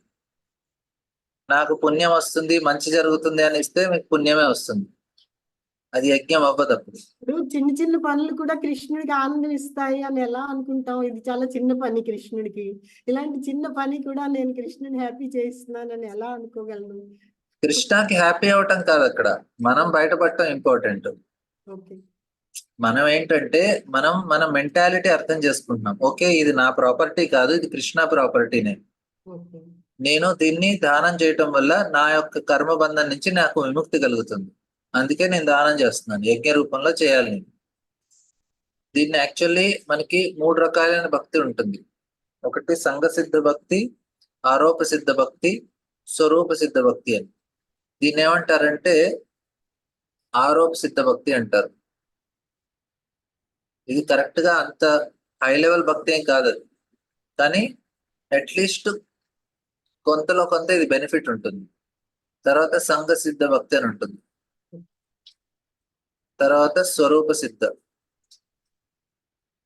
సో ఈ 3 కేటగిరీస్ మెయిన్ ఏంటంటే స్వరూప సిద్ధ మనం చేయాల్సింది ఇది. కానీ ఈ స్టేజ్ కి రావాలంటే ఇది కొంచెం హెల్ప్ఫుల్ గా ఉంటుంది. అంటే మనం ఇప్పుడు మన కార్యాలని విడిచిపెట్టలేము, అట్లీస్ట్ ఆ కార్యాలని చేస్తూ చేస్తూ కృష్ణని ముందు వెనక చేసే ముందు చేసిన తర్వాత భగవంతుడిని గుర్తించుకుంటే అట్లీస్ట్ దాన్ని ఆరోప సిద్ధ భక్తి అంటారు. కృష్ణకి ఏం డైరెక్ట్ గా ఏం బెనిఫిట్ లేదు. డైరెక్ట్ గా కృష్ణ బెనిఫిట్ అయ్యే కార్యాలు ఏంటంటే స్వరూప సిద్ధ భక్తి అంటారు. ఇవి డైరెక్ట్ గా కృష్ణకి చేసే కార్యాలు. ఇప్పుడు మనం భాగవతం వింటున్నాం, మనం హరినామం జపం చేస్తున్నాం, కీర్తన చేస్తున్నాం, ఇది వచ్చి స్వరూప సిద్ధ భక్తి. కానీ మనం చేసే కార్యాలు కూడా ఇప్పుడు మీరు పొద్దున్నే లేచి స్నానం చేసి మనం నీట్ గా ఫ్రెష్ గా ఉంచుకొని ఇవన్నీ ఎందుకు చేస్తామంటే, ఓకే ఇవన్నీ చేయటం వల్ల నేను భగవంతుడి యొక్క భక్తి మంచి చేసుకుంటున్నాను, భగవంతుడా మీ యొక్క ఆనందం గురించి నేను ఫ్రెష్ గా ఉంటాను, మీ యొక్క ఆనందం గురించి నేను మంచిగా ఆరోగ్యంగా ఉంటాను. ఇవన్నీ ఆరోప సిద్ధ భక్తి. డైరెక్ట్ గా కృష్ణకి ఏం బెనిఫిట్ లేదు దీంట్లో. డైరెక్ట్ గా కృష్ణకి ఆనందం కలిగించే స్వరూప సిద్ధం. కానీ ఇవేం చేస్తాయంటే మనకి ఆ స్టాండర్డ్ కి తీసుకెళ్ళటానికి మనకి సహాయపడుతుంది. అందుకే వీటిని మనం ఉపయోగిస్తాం. దీన్ని స్వరూప సిద్ధ భక్తి చేయాల్సింది. ఈ సంఘ సిద్ధ భక్తి అంటే అమానిత్వం, అదంభిత్వం, అహింస, శాంతి రాజ్యం, ఆచార్యోపాసనం, శౌచం, స్థైర్యం, ఆత్మ వినిగ్రహ. అంటే అమానిత్వం, మనకి ఎటువంటి గర్వం లేకుండా ప్రశాంతంగా ఉండటం, ఇంద్రియాలను నియంత్రించుకోవటం, జన్మమృత్యు జరా వ్యాధి దుఃఖ దోషాన దర్శనం, ఇవి చాలా దుఃఖమైనవి, వీటి నుంచి దూరంగా ఉండాలి నేను. ఇలా మన చేతనలో మార్పు తెచ్చుకుంటానికి కొన్ని సహాయపడుతూ ఉంటాయి. ఇలా మంచి గుణాలని మనం మనలో అమలుపరుచుకోవటం, ఇవన్నీ ఏంటంటే సంఘ సిద్ధ భక్తి. ఇవన్నీ డైరెక్ట్ గా భక్తి కావు, కానీ చాలా ఆల్మోస్ట్ భక్తి క్వాలిటీస్ ఉంటాయి దీంట్లో, అవి సంఘ సిద్ధ భక్తి. కానీ డైరెక్ట్ భక్తి ఏంటంటే ప్రాపర్ గా భాగవతం వినటం, హరినామం జపం చేయటం, కీర్తన చేసుకోవటం, భగవంతుడికి ఆరతి చేయటం, డైరెక్ట్ గా కృష్ణకి చేసే స్వరూప సిద్ధ భక్తి. ఇప్పుడు మిగతా యాక్టివిటీస్ ఏంటంటే ఆరోప సిద్ధ భక్తి. మనం ఎలాగో చేస్తాము, రూల్స్ అండ్ రెగ్యులేషన్స్ తో కొన్ని పాటిస్తున్నాం మన జీవితంలో, అవన్నీ చేసుకుంటూ మనం కృష్ణకి దగ్గరికి వెళ్తాం. ఇప్పుడు రోజంతా చేసి మనం ఆ కార్యం చేసేటప్పుడు కృష్ణ గుర్తుండదు, కానీ కార్యం అయిపోయాక కృష్ణకి అర్పిస్తాం. సరే కృష్ణ, నేను మన ఇంట్లో యజ్ఞాలు చేసుకుంటూ ఉంటారు, యజ్ఞం చేశాక భగవంతుడే యజ్ఞం మీకు ఇస్తున్నా ఉంటారు.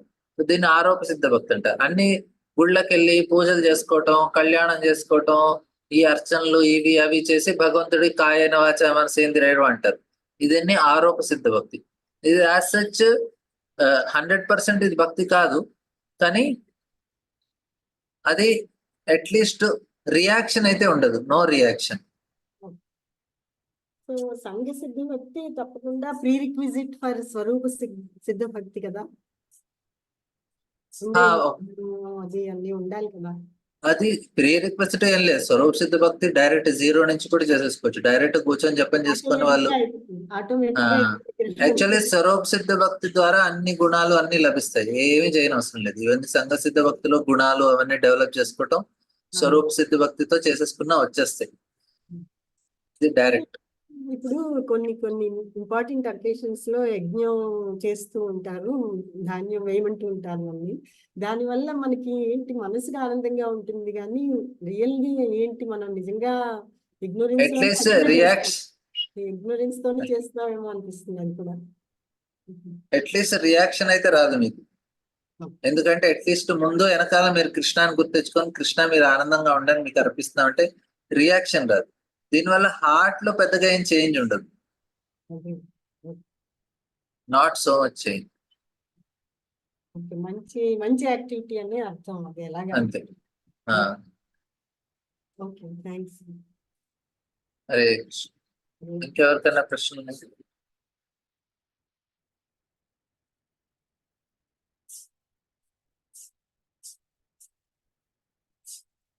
ఎస్, వరలక్ష్మి తెలుసు. హరే కృష్ణ ప్రభుజీ, దండవత్రణ ధన్యవాదాలు. ప్రభుజీ. వాళ్ళు చాలా విపులంగా అర్థమైంది ప్రభుజీ. మాతాజీ ఎలా అంటే కృష్ణుడికి మనం చేసే పనులన్నీ కూడా నాలెడ్జ్ చేసేవని, అంటే శ్రవణం గాని జపం గాని అవన్నీ. అయితే అవి కాకుండా ఇతర ఏదైతే మనం చేస్తామో అజ్ఞానంతో చేసినట్టు ప్రభుజీ. అజ్ఞానంతో అంటే మీరు కృష్ణ యొక్క కనెక్షన్ మర్చిపోయి చేస్తే అజ్ఞానంతో చేస్తున్నట్టు. మీరు కృష్ణ కనెక్షన్ గుర్తుంచుకొని చేస్తే అది నాలెడ్జ్ తో చేస్తుంది. చాలా విపులంగా అర్థమైంది ప్రభుజీ. వాళ్ళ ముందు 2 రోజులు కూడా నాకు మందబుద్ధితో కొంచెం అంటే అర్థమవుతున్నట్టు ఉంటుంది ప్రభుజీ, కానీ అది ఇంకా ఆలోచిస్తుంటుంది, అర్థం కాలేనట్టు.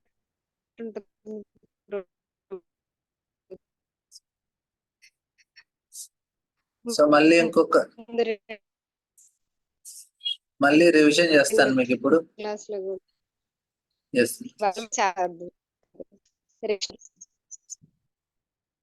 మళ్ళీ ఒక రివిజన్ చేస్తాను, గుర్తుంచుకోండి.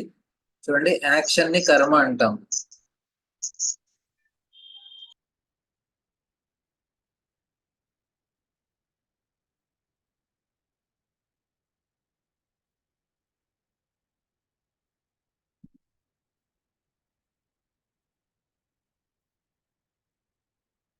యాక్షన్ ని కర్మ అంటాం. సో ఈ కర్మ మనం అజ్ఞానంతో చేస్తే, ఈ కర్మ దేంతో పోలుస్తారు? గ్రెయిన్స్. ఓకే, అయితే మన హార్ట్, మన మనస్సు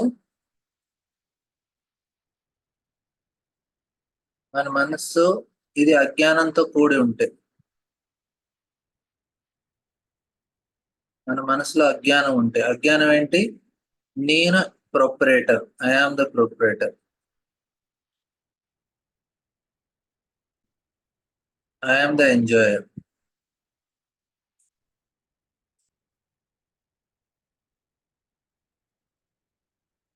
సో ఈ మెంటాలిటీతో ఎప్పుడైతే ఉంటామో ఇది అజ్ఞానం. నేను స్వామిని, నేను భోగించేవాడిని, నాది అనే భావంతో ఎప్పుడైతే చేస్తామో అటువంటి హృదయం ఏంటి? అజ్ఞానంతో కూడింది. సో దాంట్లో మనం దాన్ని దేంతో పోల్చారు? ఎర్త్తో. ఈ అజ్ఞాన ఎర్త్. అప్పుడు మనం ధాన్యం దీంట్లో ఎర్త్లో వేసామనుకోండి, ఏమవుతుంది దానికి? దాని యొక్క ఫలితం లభిస్తుంది మనకి. ఎట్లాంటి ఫలితం వస్తుంది? దాని నుంచి పెద్ద పెద్ద చెట్లు వస్తాయి, ఆ చెట్లకి ఫలాలు ఉంటాయి, దాన్ని మనం అనుభవిస్తున్నాం. దీన్ని ఏమంటారంటే ఫ్రూట్స్ ఉంటాయి.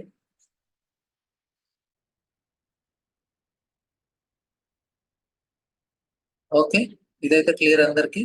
దీన్ని కర్మఫలం అంటాము. సో ఈ యొక్క అజ్ఞానంతో I'm the proprietor, I'm the enjoyer, I'm the master, ఈ యొక్క మెంటాలిటీ మన హార్ట్ ని అశుద్ధపరుస్తుంది. అయితే అదే మనం ఇదే కార్యాన్ని మనం పూర్తి అవగాహనతో, ఏమని అవగాహన? Okay, boss Krishna, Krishna is enjoyer.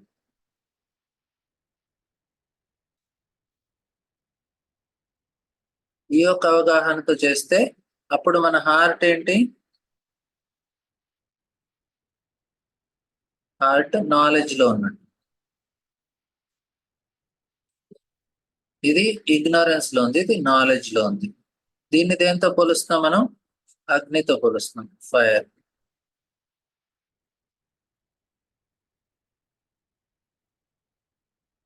Okay,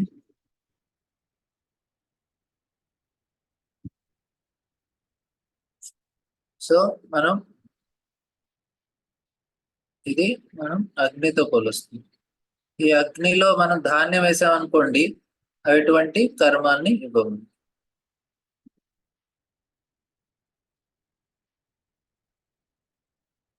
అర్థమైంది కదా?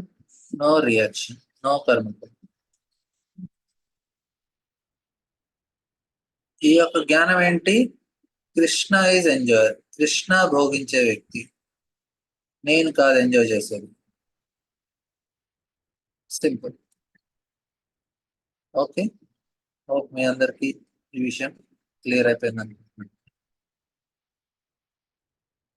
ఎస్ ఉమతన్. అయితే ప్రభు మీరు చాలా ఇట్ ఈస్ చాలా బాగా చెప్తున్నారు. బట్ ఇన్ సింపుల్ వే నేను ఒక చిన్న స్టోరీలో అర్థం చెప్పాను.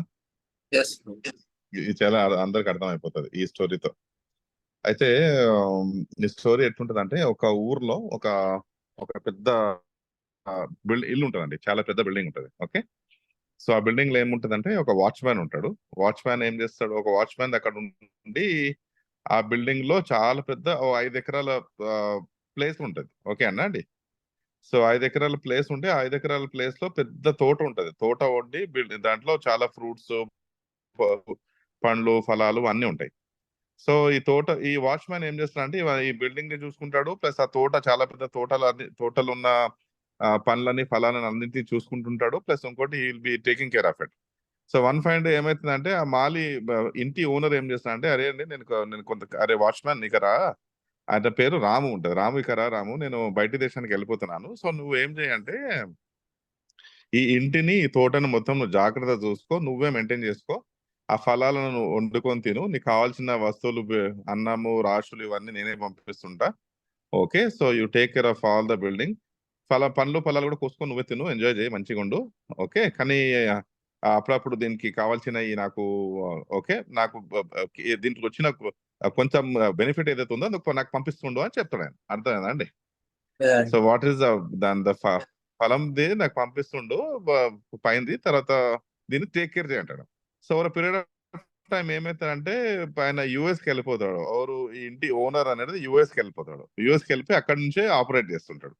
సో ఈయన ఏం చేస్తాడంటే, మొత్తం ఇల్లుని టేక్ కేర్ చేసుకుంటూ మొత్తం కొంచెం పనులు తింటుంటాడు. పైన వచ్చిన ప్రాఫిట్స్ అన్ని షేర్ చేస్తుంటాడు అన్నట్టు, అతనికి ఓనర్ కి షేర్ చేస్తుంటాడు. ఓకేనా అండి? సో పైన ఇవన్నీ ఉంటాయి కదా, వ్యవసాయ కొంచెం పంటలు వచ్చిన డబ్బులు ప్లస్ ఇంటి అన్ని షేర్ చేస్తుంటాడు. పైన మెయింటెనెన్స్ అంటే స్వామి మొత్తం, ఆయన ఓనర్ మొత్తం చూసుకుంటూ ఉంటాడు. సో వన్ ఫైండ్ ఏమైతుందంటే, 3 years దాకా ఈయన రాడు, ఈ ఓనర్ అనేది ఇక్కడ రాడు. సో రాకపోతే పక్కన ఊర్లో అందరూ ప్రశ్నిస్తుంటారు, ఏంది అరే రాము ఏమైంది, మీ ఓనర్ కనిపిస్తలేడు, ఏం సంగతి, అతను ఇంతకు ఉన్నాడా లేదా అంటే, అతను ఏమంటాడంటే అతను యుఎస్ లో ఉన్నాడండి అని అంటాడు. తర్వాత ఒక 5 years తర్వాత రాడు అన్నట్టు ఓనర్. రానప్పుడు ఏమైతుంది అంటే, సో అందరు అడిగినప్పుడు మళ్ళీ సేమ్ క్వశ్చన్ అడుగుతారు, ఏమైంది రాము, మీ ఓనర్ కనిపిస్తలేడు, ఏం సంగతి అంటే, ఈయన రాము ఏమంటాడంటే, ఆయన లేదండి, ఇప్పుడు నేనే మొత్తం చూసుకుంటున్నాను, నేనే దీనికి ఓనర్ అంటాడు ఆయన ఆ ఇంటికి. అర్థమైందా అండి? సో నేనే దీనికి ఓనరు, ఇదంతా ఐఎమ్ టేకన్, మొత్తం ప్రాపర్టీ నాకే ఆయన ఇచ్చేసిండు, సో నేనే ఓనరు, ఇంత నేనే చూసుకుంటున్నా అని అంటాడు. So over period of time మొత్తం ఊర్లో ఏం న్యూస్ వెళ్ళిపోతా అంటే, రాముకి ఓనర్ అయిపోయిందంట అండి ఆ ఇంటికి, సో మొత్తం ఆయనదే అంట, అదృష్టవంతుడు రాము అని అనుకుంటాడు. సో ఒక 6th year లో ఓనర్ వస్తాడు యుఎస్ నుంచి. వచ్చిన తర్వాత సిటీ అవుట్స్కట్స్ లో అందరూ అతను ఆపి అడుగుతారు, ఏమండి మీరు అంత పెద్ద బిల్డింగ్ రాముకి ఎట్లా ఇచ్చేశారు, మాకు చాలా ఆశ్చర్యం అనిపించింది, మీరు అతనికి అమ్మేశారంట కదా, ఏం సంగతి అంటారు. అదేంది, నేను ఎప్పుడు అమ్మినా, నేను అసలు చేయలేదు కదా, రాము అనేది ఓనర్ కాదు కదా, నేనే ఓనర్ కదా అంటాడు ఆయన. అని ఆ కోపంతో ఇంటికి పోయిన తర్వాత, నువ్వు ఎట్లా దీనికి అందరికి ఓనర్షిప్ తీసుకున్నావు, నేను కదా దీనికి ఓనర్ అని చెప్పేసి ఇదని బయటికి పంపించేస్తాడు. సో ఇక్కడ ఏముందంటే, ఈ స్టోరీలో అర్థం చేసుకోవాల్సింది ఏముందంటే, ఎప్పటిదాకైతే ఈయన ఓనర్ అనే ఫీల్ కాకుండా ఆ ఒక సర్వెంట్ లేక సర్వీస్ చేసిండో, he was enjoying the time. అర్థమైందా అండి? సో ఎప్పుడైతే ఓనర్షిప్ నేనుగా ఈయన మీద తీసుకున్నారో, నేనే ఓనర్ బై, నేనే ఎంజాయర్ అన్నిటికీ, నేనే మొత్తం ఓనర్షిప్ ఈ బిల్డింగ్ కి, ఇది అన్నిటికీ నేనే ఓనర్ ఎప్పుడైతే భావించిండో, అప్పుడు ఈయన బిల్డింగ్ నుంచి బయటికి వెళ్ళిపోయాడు. సో నేను ఇదంతా పని నా ఓనర్ కు బెనిఫిట్ కోసం చేస్తున్నా, ఆయన ఆనందం కోసం ఇదంతా నేను మెయింటైన్ చేస్తున్నా ఈ బిల్డింగ్ అని చెప్పి అనుకున్నప్పుడు, he was enjoying the time. ఈ కర్మ అనేది జ్ఞానంలో చేసినట్టు. లేదండి, ఇది నేనే దీనికి owner, I'm just enjoying it, owner తో నాకేం సంబంధం, ఆయన ఇక్కడ ఎప్పటికి రాడు, నాకేం ది పని అనుకున్నప్పుడు, హీల్ బి ద సఫరర్. ఇది ఈ మంచిగా ఉందా ప్రభు స్టోరీ, లేకపోతే కొంచెం రిలేవెంట్ ఉందా, ఇక్కడ మిస్సింగ్ పాయింట్స్ ఉన్నాయా? దీంట్లో ఒక పాయింట్ కరెక్ట్ ఏంటంటే, మనకు కూడా కృష్ణ ఈ ప్రాపర్టీ అంతా ఇచ్చారు, మనం కూడా కేర్ టేకర్.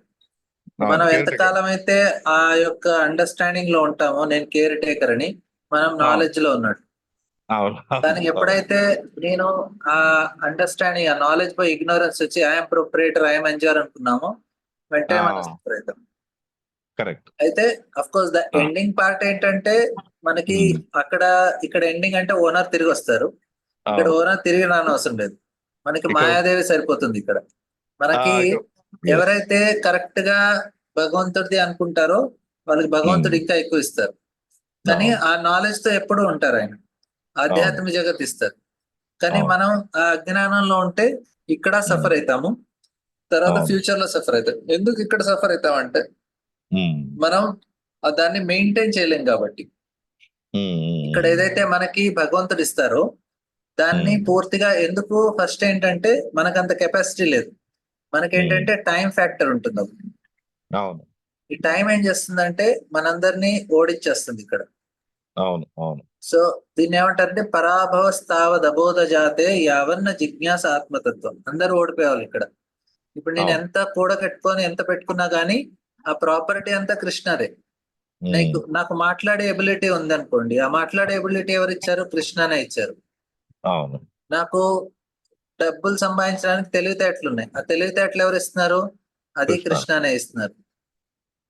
నాకు మంచి స్కిల్స్ ఇచ్చారు, మంచిగా ఆడటానికి, యాక్ట్ చేయటానికో, లేకుంటే ఏదైనా యాక్టివిటీ చేయటానికో, అది కూడా కృష్ణనే ఇస్తున్నారు. అంటే నాకున్న టాలెంట్ కృష్ణనే ఇచ్చారు, నాకుండే ఫెసిలిటీస్ కృష్ణ ఇస్తున్నారు. అన్నిటికీ ఆయనే ప్రాపర్టీ, ఆయనే ప్రొపరేటర్. కానీ మధ్యలో నేను అహంకార విమూఢాత్మ కర్తాహమితి మన్యతే, అహంకారం ద్వారా నాది అనుకొని ఆ కొంతకాలం దాకా నేను ఆ భ్రమలో ఉంటాను.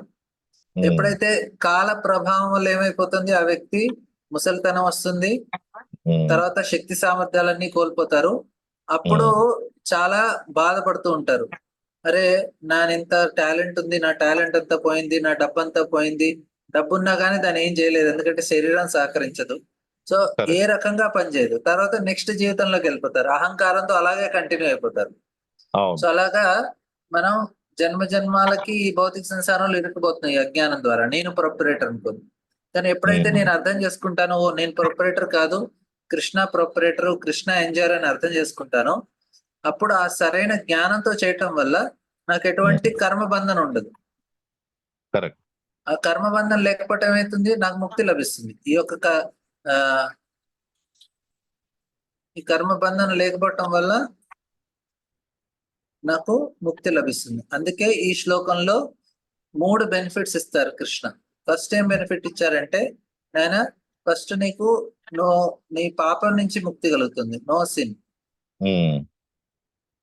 ఈ యొక్క 4.30 శ్లోకం చాలా ఇంపార్టెంట్ శ్లోకం. First benefit no sin. Second benefit ఏం చెప్తున్నారు కృష్ణ ఇక్కడ, ఆయన ఇలా చేయటం వల్ల నువ్వు హ్యాపీగా ఉంటావు. హ్యాపీగా ఎందుకుంటావు అంటే రియాక్షన్ ఏమి ఉండదు కదా, మనం దాని గురించి అందుకే ఉండదు. నాలెడ్జ్ తో చేస్తున్నావు కాబట్టి హ్యాపీగా ఉంటావు. మూడోది ఏంటంటే నీకు ముక్తి లభిస్తుంది, నువ్వు భగవద్ధామానికి వెళ్తావు, నువ్వు వైకుంఠానికి వెళ్తావు. సో మనం యజ్ఞ రూపంలో చేస్తే, ఇక్కడ ఈ శ్లోకంలో అదే చెప్తారు కృష్ణ. 3.4.30లో కృష్ణ చెప్పిన దాని యొక్క పూర్తి శ్లోకం, మనం ఇంకా ఆ శ్లోకం కంప్లీట్ అవ్వలేదు, జస్ట్ ఫస్ట్ పార్ట్ తీసుకున్నాను. కానీ ఆఫ్ కోర్స్ 2 పార్ట్స్ అది సింపుల్ గా ఉన్నాయి. సో ఇక్కడ 3 బెనిఫిట్స్ కృష్ణ చెప్తున్నారు.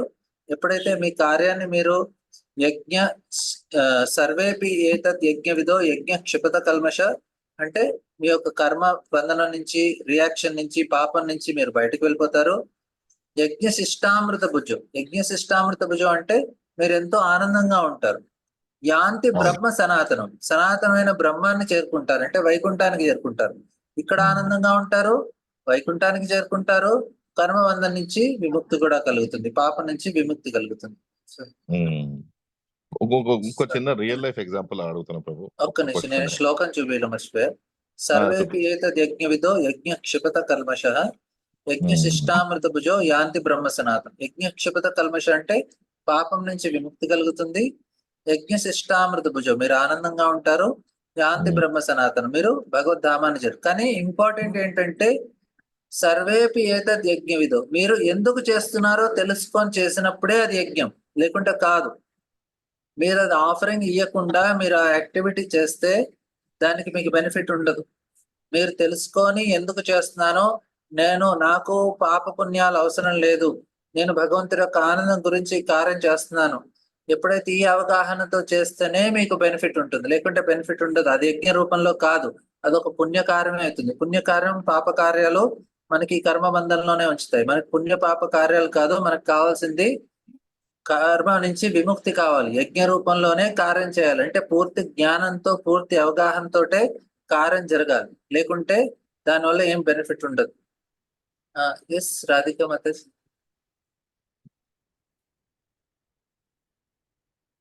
రాధిక మతేజీ అన్మ్యూట్ చేసుకోవాలి.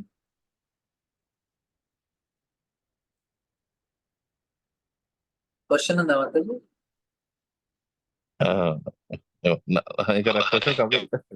ఓకే. హరే కృష్ణ ప్రభుజీ. జ్ఞానాన్ని అర్థం చేసుకోవడం అంటే ప్రభుజీ ఉదయం లేచినప్పటి నుండి రాత్రి పడుకునే వరకు ఇదంతా కృష్ణ ఇచ్చాడు, మనం కృష్ణ తీసుకుంటున్నాం, మనం చేసేదంతా ఆ భగవంతుడికి అని అంత జ్ఞానం రావాలంటే ఇంద్రియ నిగ్రహం ఉండాలా ప్రభు, లేకపోతే జపం ఎక్కువగా చేయాలా? అది అర్థం అవ్వక అడుగుతున్నా. మీకు ఆల్రెడీ జ్ఞానం ఉంది కదా, మీరు అదే చెప్తున్నారు కదా. ఇప్పుడు అట్లీస్ట్ థియరిటికల్ గా మనకు ఒక జ్ఞానం ఉంది, ఇది కృష్ణాదని. మీరు ఒప్పుకుంటారు లేదా? ఒప్పుకుంటా ప్రభు. థియరిటికల్ గా ఉంది. ఇప్పుడు ఏం చేయాలంటే అది సాక్షాత్కారంగా మారాలి అంటే అప్పుడు మనం సాధన చేస్తాం. మనం రోజు భాగవతం వింటున్నాము, భగవద్గీత వింటున్నాము, చదువుకుంటున్నాము, దాంతో పాటు జపం చేస్తున్నాము. అయితే ఇది జ్ఞానం సాక్షాత్కారం కింద మారుతుంది. అయితే మనం ఏ కార్యాన్ని ఎలా చేసుకోవాలనేది 34వ శ్లోకంలో కృష్ణ చెప్తున్నారు. నీకు ఏ కార్యం ఎలా చేయాలి, ఎలా గైడెన్స్ కావాలంటే అందుకే గురువు దగ్గరికి వెళ్ళు, నాకు తగ్గట్టుగా ఎటువంటి యజ్ఞం చేసుకోవాలి, నేను ఏ కార్యాన్ని ఎలా చేయాలి. అందుకే కృష్ణ అంటున్నారు ఇన్ని యజ్ఞాలు ఉన్నాయి, కన్ఫ్యూజ్ కాకుండా ఉండాలి అనుకుంటే గురువుని అప్రోచ్ అవ్వని 3.34. రేపు దాని గురించి మనం డిస్కస్ చేద్దాం. ఉమాకాంత్ మీరే చెప్పాలి. నేను ఏమంటున్నా అంటే రియల్ లైఫ్ లో మనం ఒక సినారియో తీసుకుని కంపేర్ చేయాలి ప్రభు దీన్ని. ఫర్ ఎగ్జాంపుల్ ఆఫీస్ గోవర్ ఉన్నాడు, ఒక ఆఫీస్ గోవర్ ఉన్నాడు. ఇప్పుడు నాలాంటి వాళ్ళు ఆఫీస్ గోవర్ కి మనం ఎట్లా దీన్ని ఒక ప్రాక్టికల్ ఎగ్జాంపుల్ లెక్క దీన్ని డిఫైన్ చేసుకుంటే ఒక స్టాండర్డ్ టెంప్లెట్ లెక్క డిఫైన్ చేయాలి మనం. అది నేను చెప్పేది. ఒక టెంప్లెట్. రేపు మీకు ఎక్స్ప్లెయిన్ చేస్తా, అంటే నేను నా అండర్స్టాండింగ్. మీ అండర్స్టాండింగ్ ఒక టెంప్లెట్ పరంగా ఒక హౌస్ హోల్డర్ ఉన్నాడు. ఒక కర్మను ఎట్లా దాన్ని ఎట్లా వాడు చేసుకుంటే బాగుంటది. కాన్సెప్ట్ అర్థమైంది. Okay, concept is very clear. నేను కానీ చెప్తాను రేపు ఎక్స్ప్లెయిన్ చేస్తాను. రేపు ఎక్స్ప్లెయిన్ పర్లేదు. Hare Krishna. Thank you very much. ఇంకెవరికైనా ప్రశ్నలు ఉన్నాయా? ఓకే. శిల ప్రభుపాద్ కీ జై. యత్ర శ్రీమద్ భగవద్గీత కీ జై. హరే కృష్ణ.